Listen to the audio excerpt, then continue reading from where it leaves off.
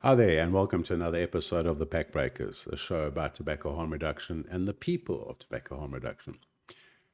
I am really honored and absolutely grateful that I have managed to call on and interview an icon, a legend in the tobacco harm reduction space. One of the bravest advocates in this space, and someone that has done so much for not just the community around vaping and providing the facts and the truth around why this particular approach to smoking cessation is so important. So, without any further ado, I'd like to introduce everybody to the absolutely wonderful Dr. Colin Mendelsohn. Hi, Dr. Colin. Hey, hi, Kurt. Good morning to you and good Good, afternoon to me. good afternoon to you too, sir. Thank you so much for taking some time out of your most recent retirement. This is the third time. First two times I called Yeah, it that it's not going to happen, but I'm hoping no, this is it. yeah. The first two just didn't take. It's this field is so addictive.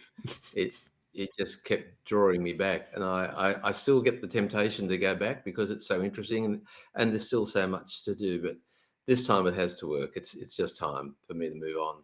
Are you completely out, or are you just not going to take additional projects?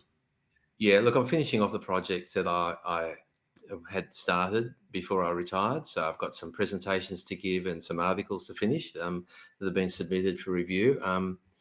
But I'm not taking on any new projects. This is an exception, Kurt. I It's know. my great pleasure to speak to you, but I'm not taking on anything else. Well, thank you so much. I must be honest. When I was toying with the idea of a podcast, you were on the top five of people I have to interview. And when that announcement was made that, listen, you're now retiring, and I knew this was it, my heart dropped a bit, and I was still struggling with some technical stuff around the pack breakers. And I reached out to you, and you said yes, and I was just blown away. So thank you so much. Thank you very, very much. Thank you for those kind words. So I think there is so much to cover here, but the one of the things that I really want to talk about is that there is so much confusion around vaping and its role and the harms and dangers. And being a medical doctor, a general practitioner that's been working on smoking cessation for decades, I mean, I think it's now 3 decades, correct? Oh, longer. I've been really had a special interest in this since I started practice back in the early 1980s, actually. Absolutely. And I became more and more involved, and I've been very involved for well, at least 35 to 40 years and full time for the last 10 years or so. So, as a medical doctor, I'd like to get that Mm, perspective in terms of mm, why is vaping and other harm reducing or harm risk reducing mm, products so important in this conversation?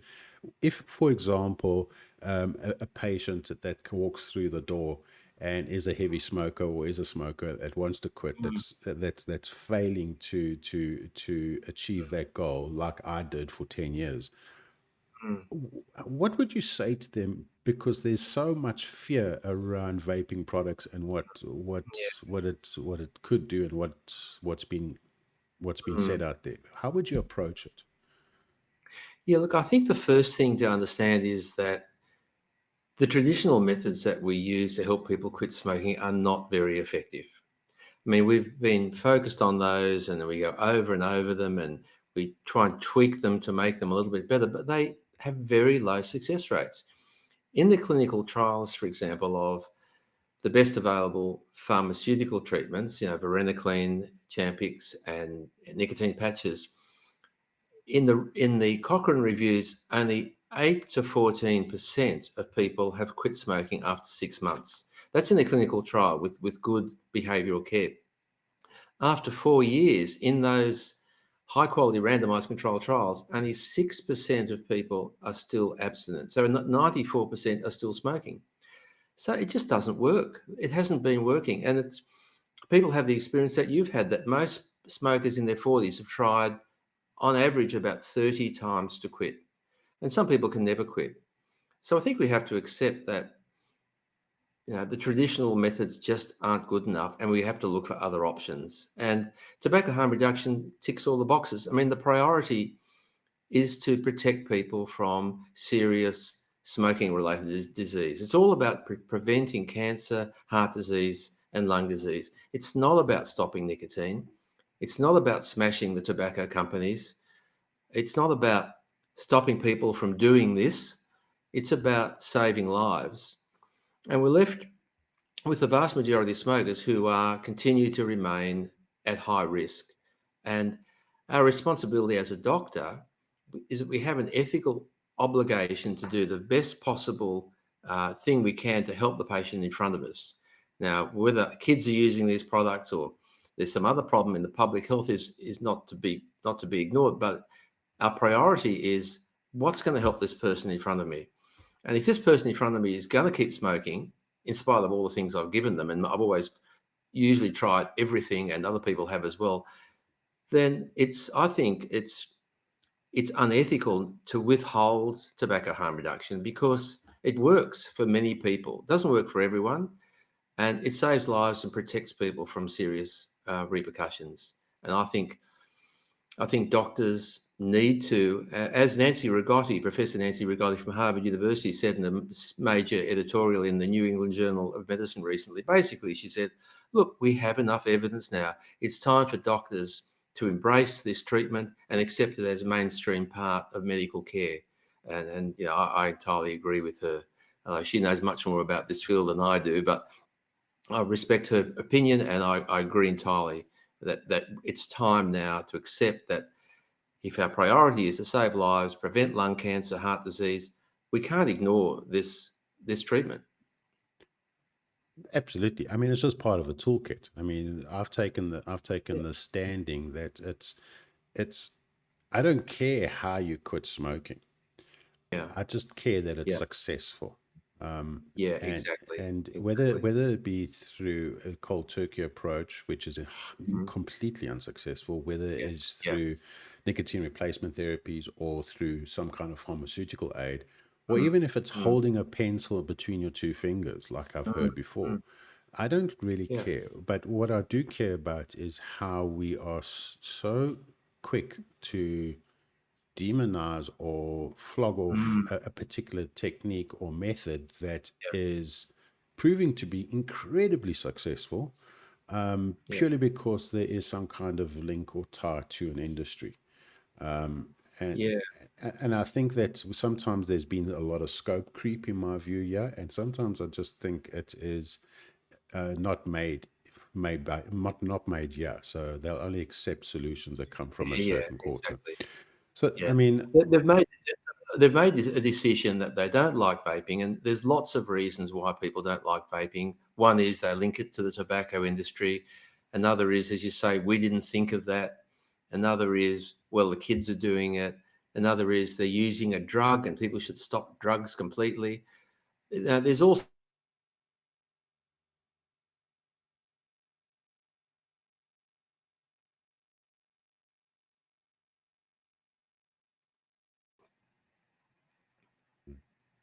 there we go. Sorry, Colin, your screen was freezing there.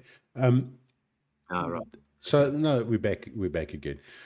So yeah, but for people that are smoking out there, if they come in, it's now become second hat. You know, people will speak to me and say, "Well, I'm not going to vape because of things like popcorn lung or lung Mm, damage or things like that." mm, And you mm, try your mm, very best to explain to them that, you know, these things are exaggerations. They're based mm, on no real evidence whatsoever.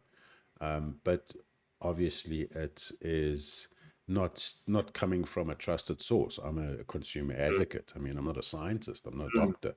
Um, mm, However, what mm, alarms me the most, and it's something that my wife, a pediatrician, um, debate about for some time now, is why there's such a disconnect in the medical society or medical mm, fraternity, mm, where you'll have some doctors like yourself that will advocate for these approaches and advocate for safer alternatives, because it's not just about quitting altogether, it's about providing a product that could reduce the significant harms that is associated with combustion.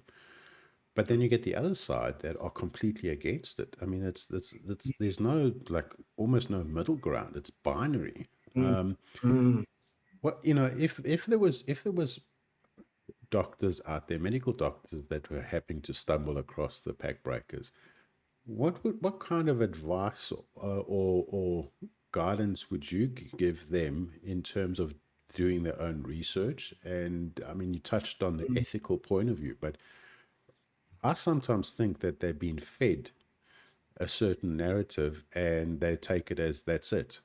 Are there Mm. other Yeah. areas that these people should be looking into that could best serve their own curiosity and their knowledge, as well as give them the correct information, or more information, not correct, the more Yeah. information to make better informed choices that they can impart with their Yeah. patients? Look, you're absolutely right. People are being fed, health professionals and the general public are being fed a diet of misinformation and disinformation. I mean, if you read the media, you could be forgiven for thinking that vaping was, a public health menace. That's what we're told in Australia. That's that's addicting a new generation of children. That's been developed by the tobacco industry. That's harming children's brains. That's sending people back to smoking, and has a whole range of absurd health effects. So people are hearing this repeatedly from mainstream medical sources, media sources, but not only that. In Australia, and I imagine in South Africa, respected medical organisations are spreading the same misinformation. They're lying about the relative safety of vaping. They're misinforming people, and not always lying, but just misleading people, withholding information, exaggerating certain facts. There's a lot of denial of the science, a lot of junk science, which is being promoted. I think for the average health professional and um, layman who just reads the media, you get the same negative messages over and over again. And it's no surprise that at the end of the day, they assume the most informed, educated people I speak to say, but aren't cigarettes uh, better for you than vapes? I mean, they actually believe it. That's the impression they get from the media. And we know that surveys show there are enormous misperceptions about the relative harms of these products. Our peak health organisation um, published a review of vaping several years ago. Now, 7 or 8 of us, including international experts, including Neil Benowitz and Anne McNeil, we prepared a review of their critique of our peak health body's position on vaping, and we concluded that it's not fit for purpose. It was full of scientific errors, misinformation, bias, and it should be rewritten. No one took any notice of that, and that review is their review of the evidence is constantly quoted as and referred to as, oh, but vaping does this and vaping does that, when we've made it very clear that it doesn't. But that was ignored. So when there's a narrative and it's endorsed by the mainstream, the health minister, the peak health bodies, it's very hard to turn that around. And you can come along as Kurt Yeo, or I come along as Colin Mendelsohn, and say, well, hang on, have a look at this information and um, and read these critiques of that information. People are going to be very suspicious. What would I know compared to the Department of Health? I must be wrong. And unless you make a proper study of it, it's very hard for people to turn their opinion around. No, absolutely. I mean, and it's very concerning because what I understand it is now a loss of curiosity, and Mm. that's very harmful because Mm. some of the arguments that they put forward, and yes, we're experiencing it right now currently in South Africa, is that the ignorance around vaping and around tobacco harm reduction is in itself is quite alarming. In fact, just recently, our deputy health minister was asked the question of what is his view on tobacco harm reduction, and Mm. he made the statement that harm is harm. And the deputy minister is a medical doctor. And I find Mm. that rather quite an astounding statement because harm is not harm. Harm is a spectrum. And Yeah. in terms of how we approach certain things within the medical space, I'm not a doctor, but there is, for example, chemotherapy. Chemotherapy is an incredibly harmful approach to dealing with something that's even more harmful and deadly. But we will take on something that will assist, but there is harm associated with that. And in fact, I don't know of any medical intervention, whether it be through pharmaceuticals or whether it be through surgery, that doesn't introduce a level of harm. So a statement coming Yeah. from a medical doctor Yeah. to just say harm Yeah. is harm is Yeah. rather It's scary. nonsense. It is Yeah, absolute it's nonsense. nonsense. So But can I just jump in and say a couple of things there? We often get this message that vaping is safer than smoking, but it's not safe, which is really misleading. Nothing absolutely, is completely safe. I mean, that absolutely. is like it's a nonsense and it's a deliberate attempt to confuse people. And there is this double standards for vaping. You know, we apply these ridiculous standards of safety that we require. You know, we need 20 years to 30 years, 40 years to know that vaping is safer than smoking. After 3 months, we adopted COVID vaccines. Hmm. We thought, oh, yeah, COVID's a serious condition. We've got to treat this quickly. People are going to die. Let's get these vaccines out there and we'll monitor them to see how safe they are. But What's the difference? I think, then the argument will come back. And again, we've had these debates. The argument come back. That wasn't an emergency situation. That was a once in a generation or once in a multiple generation event. But then I used the Ozempic approach. Ozempic, the first time they started testing semaglutide was in 2002. And it was in 2012 when the pharmaceutical companies looked at using this particular compound or chemical in an injection or injectable. From 2012 to 2017 was when it was finally approved by the FDA. And now it's just Mm, absolutely everywhere. And I know recently, not so long ago, the Australian Health Department issued out guidance to say, please stop over mm, prescribing this because there's such a demand for the product, but the yeah, supply is so. And that's a 5 year from development to final approval for a drug that is aimed at dealing with incredibly chronic disease, type 2 diabetes. And now it's been used for obesity treatment. And that's 5 years. mm, Where's the 20, 30 years on a drug that's going yeah. to be used for a And a lifetime? more people die from smoking every year than died altogether from vaping, from COVID, Yes, for example, and absolutely. certainly more than die from obesity. So, I mean, this is a crisis. This is a crisis. People are dying. 8 million people are dying every year. That's a health crisis, and it needs urgent treatment. And that makes me angry that we're happy to let those people die when we have solutions. And I think that's where another hard line that I've always said is that I believe that people that smoke and now that people who vape are deemed as second class citizens because Mm, it's more about, yeah, this the stigma that's been attached to smokers that was being so cleverly architected over the yeah, years, and this ostracizing of smokers. You go stand on that side of of the parking lot. mm, You're not allowed here. You're not allowed there. You smell. You stink, and so forth. So we've built this picture of what a mm, smoker is, and therefore they don't deserve the same yeah, level of care, treatment, empathy yeah, as what we yeah, would deal with.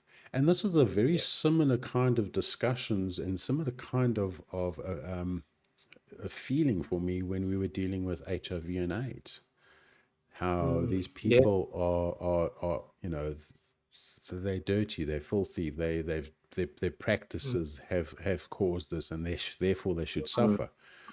It's And their that own fault. it's their own fault, and that's what I feel what's happening here. And I find it, they just ignore the fact that, as you correctly said, 8 million individuals around the world die annually, Yeah, annually, yeah, and it's not yeah. getting any better. And I think the crux of the matter, which you've mentioned, is this difference in value between a child's health and an adult's health. So what we're doing is we're giving this priority to small and potential effects in young people, which we're wildly exaggerating, when there are millions of adults who are at short-term and serious risk of serious health harm. It's like we're saying, well, one child getting a temporary cough is more important than an adult getting a lung cancer. Some people, and that's what the respiratory physicians and the pediatricians say, well, one child getting sick is too many. No, that's not right. When you public health decisions need to look at the overall impact, the net impact of a public health intervention. Nothing's completely safe.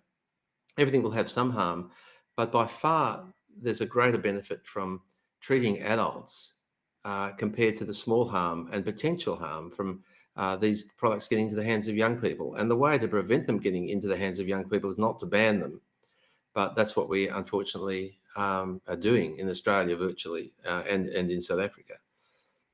Yeah, I mean, my wife's a pediatrician. I have a son. And I always ask the question is, what about the children of people who smoke? What about the children of grandparents that smoke? I look at my son and I see how much he has lost in terms of those connections with his grandparents and with his uncles and or great uncles and aunts who had all passed away before he was born Yeah, from smoking related diseases. What about those? yeah, Don't they deserve to have yeah. their family and loved ones living a safer and a healthier lifestyle? Yeah, I mean, it's more than that. It's also, if your parents smoke, you're using an enormous part of the family budget to buy cigarettes. You're getting secondhand smoke as a child in that family. But You've got a role model, smoking role model in the family. I mean, it's good for the kids if the parents stop, and the most effective way to stop, we know, is vaping. absolutely. So you've put all of these thoughts and all your learnings in a wonderful book, which I encourage anybody that is interested in this particular topic, as well as people that wanting to quit smoking. Stop Smoking, Start Vaping was a book written by Dr. Colin Mendelsohn. Doc, when was this book published? It was a couple of years ago. It's a couple of years Yeah, ago. Yeah, and yeah, unfortunately, I didn't have it on copy or hard print. I downloaded it. It's not available in the country in terms of a printed version. I downloaded it on my Kindle. Fantastic read, well worth for anybody out there that is interested in this particular topic, as well as people that are wanting to quit smoking. So thank you very much for that book. yeah. I'm I'm going to touch on something now that I know that was in our last conversation in Warsaw was a point of embarrassment with regards to the situation in Australia and how Mm, Australia is dealing with this. And I mm, think, in my view, Australia is now becoming almost like the litmus test, almost like Frankenstein's monster in terms of an approach to tobacco harm reduction. And mm, unfortunately, mm. it's they've ignored all the advice as well as the predictions that have been made, not only by yourself but numerous experts around the world. When will it end? When do you think it will end, based on this Yeah, I think experiment? one of the yeah one of the issues is that we have a group of tobacco control experts who have too much influence. So they have the ear of the minister, and they've had some success in the past with other measures, agreed, but on this they're wrong, and on this they're determined to force their policy through. And they've got the ear of the minister. The minister believes what they say, sprouts their lies repeatedly, and that's a big problem in Australia. When will it finish? Look, at the end of the day, it's a political decision. Um, the main party in office, the Labor Party, is opposed to vaping. To them, vaping is a public health menace. It's addicting a new generation of children. It's a tobacco company ploy. It's nonsense. But the other parties are increasingly understanding the real issues. So our other major party, the Liberal National Coalition, is now in favour of sensible regulation. Our policy, which is retail sales from licensed retail vendors to adults, with a growing number of independent members of Parliament who are in favour of sensible regulation. I think if at the next election, which is due in May, I think if the Labor Party is voted out, which at this stage we're not sure that will happen, then I think we could expect to see reasonable vaping policy introduced. I think this will have to be reversed because it's not working. We've got a model that's tantamount to prohibition. We've said to smokers, if you want to vape, you have to either go to a doctor and get a script, or you go to a pharmacy and you can get certain low strength products there. It's just not working. So at the last count, about 8% of vapers had a prescription. Very few pharmacists will stock these products. They've been told that they're very angry that these products were forced upon them. They had no role in the decision making. The minister just said, "Well, we're going to get the pharmacists to sell these products," but they're not approved products. They're not on our register of approved medical goods. So they're selling products that they don't regard as safe. And they're very misinformed about vaping. But the bottom line is that doctors won't prescribe, the pharmacists won't dispense, and the patients say, why do we have to go to a pharmacist and a doctor to get a vape, which is 95% safer than a cigarette, which you can buy at any corner store? So it's just not working. So the natural outcome of that is we have a huge black market. Over 90% of the products supplied in Australia are supplied by criminal gangs. They're unregulated.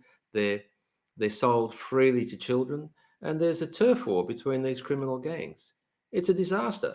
But you'd think that would be so obvious to everyone, but the tobacco control experts who advise the ministers are saying, well, now we're cracking down on this, we're going to solve this problem, because that always works for prohibition. No, it doesn't. It never works. And it's not going to work in this model. And it'll only work once we eliminate this model with a sensible retail consumer model. No, absolutely. I mean, it's the exact same situation that happened in 2020 in South Africa, where the complete sales ban of tobacco and vaping as well as alcohol. And a lot of people that were in the space that walk, I think that's where the problem lies, is that they don't listen to the people that are on the streets, walking the ground, are involved deeply into these spaces, how fragile these decisions or how these decisions can have such an impact on a very fluid and dynamic environment like tobacco. And literally, a lot of people believe that 2020 ban was the catalyst for an illicit market in South Africa. But the reality is, where it started from was going back as far as 2009, and that incremental increase of excise on these products eventually got to a tipping point where it became too expensive for people and created a market for illicit products. And Yeah.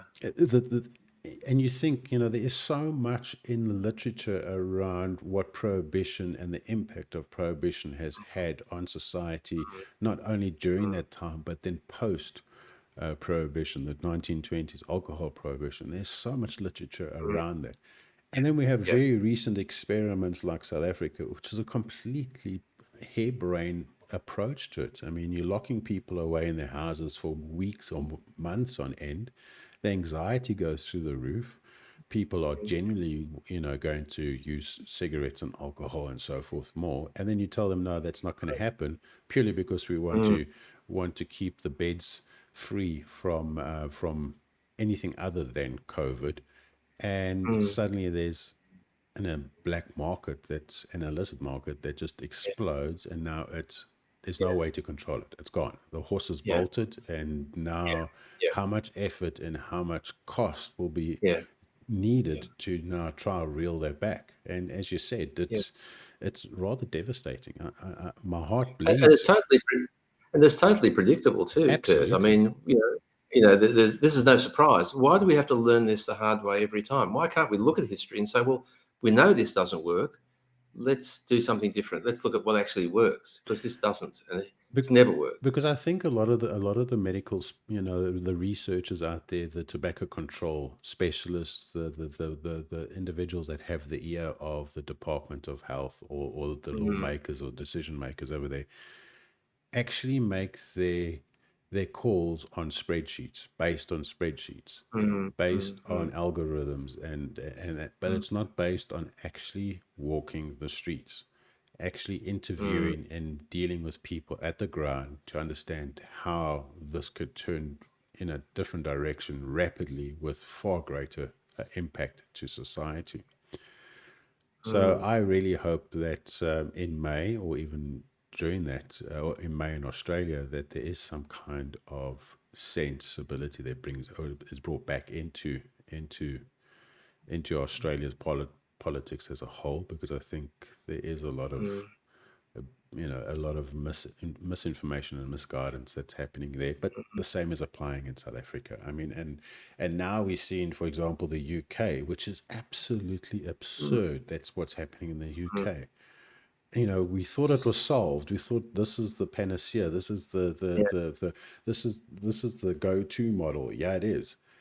And now yeah, it's falling apart at yeah. its seams. There's pushback in lots of countries that have made good progress. I mean, even in New Zealand, which has had remarkable success, there's ratbags in New Zealand who are saying, "Well, this is the wrong model. We've got some kids vaping, and um, there are kids using disposable products. We've got to do something about this." Even though the adults are stopping at an incredible rate, it's happening in Canada. There's pushback. We've got to stop the flavors because the kids are vaping, and the nonsense in the UK. I mean, it's going to be an ongoing battle for a long time. Even if you make positive steps, you're going to have to deal with the pushback. Then there's the next battle and the next battle. So it's going to take a long time to get this fully accepted. And we'll look back in 20 years' time and we'll say, well, this seems to be working really well. Why didn't we do this earlier? And that's what happens with harm reduction options like this, innovative harm reduction treatments, whether it's been treatment of drug use with heroin injection rooms, needle exchanges, things like seatbelts. There's always hostile opposition when they are introduced, and then people fight them, and eventually, we realize they work, they save money, they save lives, and we look back and say, well, that was good. How come we left it so long? And we'll be doing that with vaping, and there'll be a lot of people will be drawn to account, I think, in time. They'll have to take responsibility. People who are in respected positions now who are making the wrong decision and aren't willing to admit that they're wrong, they'll be brought to account later on down the track. Do you really think Because so? I'm quite sure this will. I'm quite sure this will prevail. Harm reduction has to prevail. The evidence is overwhelming, and you just have to look at the evidence to understand that. A lot of people aren't willing to, but the evidence is overwhelming. We look at the difference between Australia and New Zealand. They've embraced tobacco harm reduction in New Zealand, and over the last 5 years, they've halved their smoking rate. Their smoking rate's fallen twice as fast as it is in Australia. They don't have a black market. Why would you go to the black market when you can buy from legal consumer outlets? Yes, they've got an issue with youth vaping, but it's mainly been a problem before the regulation. The youth vaping went up. Now it's leveled out since regulation. It's just a very successful model. The quit rates in the low socioeconomic groups and the Indigenous people, the Maori people, have fallen dramatically, much faster than they ever had before. It's got so much going for it. But in Australia, we're seeing the exact Yeah. opposite. We're seeing very, very slow rates of smoking reduction in the disadvantaged groups, in our Indigenous population, and generally in the general population. And we've got this huge crime problem related to the black markets. Well, I read somewhere, and I'm not quite sure how true it is that we've seen it. I think someone quoted over 100,000 Australians are now gone back to smoking. Yeah, I don't think we have the numbers for that, but we know anecdotally a lot of people are saying, "Oh, this is just too Yeah. hard. I'm not doing this." You can't get good help with vaping. There are very few doctors that will give advice on that. People don't know how to do it or where to go. I mean, my book will tell you, Hmm. but that's got limited access. But people people can't get the information, and they say, "Why do I have to jump through hoops to get a product that's safer? I may as well just go to the corner shop next door and just hand over my money, and I got my cigarettes. Like getting 24/7, and it's just so easy." No, absolutely, and it's heartbreaking. It really is heartbreaking Mm, because, and it I've is. never understood is that when survey after survey after survey will indicate that when people get to a certain age or a number of years of smoking, there is this desire, this deep desire, and of Mm, wanting to quit smoking. And in our recent surveys, it's basically indicated that almost 70% of the smokers that they mm, had interviewed had a desire to quit, and many of them yeah, have attempted to quit. And yet, yeah, we have something that could be added to that toolkit, as you said, and mm, provide them with that mm, opportunity. And I don't know, maybe I'm too idealistic, and is to say, mm, jump at it. We've got something that is not only proving to be less harmful, but proving to be successful, but it's also enjoyable. And yeah, if it reaches that goal, why aren't we curious around this? Why aren't we investigating it? Why aren't we exploring it and trying to understand what makes it work? We've just literally said, ignore it. It's harmful. It comes from a dark place. Move on. yeah.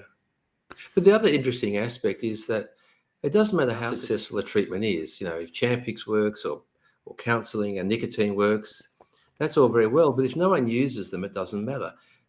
What's most popular is vaping. Vaping in Australia is by far the most popular quitting method. And you'll get the best public health impact from a product that's A, successful, and B, is widely used. And when you multiply the benefits of those two things, the public health opportunity from vaping is far greater than from all the other treatments. It works better than them, and more people want to use it. 100%. Dr. Colin Mendelsohn, it was an absolute honor and a privilege to meet you, to read some of the most impeccable stuff that you've put out there, listen to you talk, give numerous talks. I thank you from the bottom of my heart, what you have done for this community, and the strength and that you have, and the bravery that you've had to endure through some of the most horrendous attacks on you personally, your character, and you've just steamed along through it, and just Mm. kept going at it because you knew how important, or still know how important this is. Mm. I thank you. I know many people out there thank you too. And more importantly, I thank you for coming on my show and spending some time Mhm. to share this. Where to now, It's been Doc? my pleasure. Could I just say? Could I just say that 10 years is enough for me. I mean, I'm not invincible. The constant undermining and smearing does take an effect, and it's an uphill battle for sure. But I know we're going to win this. I just want to say one last thing. If I can just mention my website, I've got an FAQ on my website, which has about 65, 70 questions, the common things about vaping answered in detail, and they're evidence based and up to date. So if people do want facts and information, if someone says, "Oh, but that causes popcorn lung," you can go to my website and look up popcorn lung, and I've you'll get the facts I've, about I've actually got your website on your name tag on yeah. So that. Okay, So yes, I'll definitely okay, create a link onto it. I'll have a link to your yeah, book, and the link to your website. And yes, it is a wealth of information there. I encourage everybody out there to uh, download Dr. Conor Mendelssohn's book, purchase it on either Kindle or even a hard copy if you can get it there, and look at Dr. Conor Mendelssohn's work and and information that he has put out there. Very, very important for people just to get the facts. So, Doc, where to now? Retirement, rugby. Well, I've retired. It's still a work in progress, but I've had a shoulder reconstruction and a knee replacement in the last 9 months. So, I'm getting myself back in shape, doing some gardening, spending more time with the grandchildren, getting back into sport. There's lots of things I've wanted to do. I've never had time to do, like clean the garage, uh, hit the family tree, and all that sort of thing. There's plenty to keep me busy. I'm sure I'll be entertained. I'll Absolutely. be keeping an eye on this field, but yeah, I definitely won't be relapsing for a third time. No, no, please don't. I think it's well deserved. I think you enjoy all of that. I think it's fantastic, and Well, thanks again, Doc. Yeah, enjoy it. Absolutely enjoy it. We'll take it Thanks, from Gary. here. Thank you for giving us such a strong foundation. Thank you for asking me, and keep up the good work. So there we go, everybody. The fantastic Colin Mendelsohn. I absolutely encourage everybody to download the Doc's book. Go to his website. There will be a link in the bottom of this video to both of those. Yes, I think it's very important that we stay curious around this, and we keep sharing, the truth around tobacco harm reduction and the importance of these products.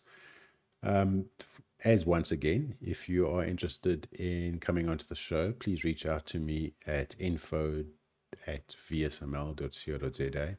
And more importantly, if you are a person that smoked and now vaped and you have a good story to tell, please go to our website. I'll put the link in the bottom of this video to our testimonial page. Upload a testimonial. Share your story. It could be very, very important for someone to view it and have give them that spark to make that choice.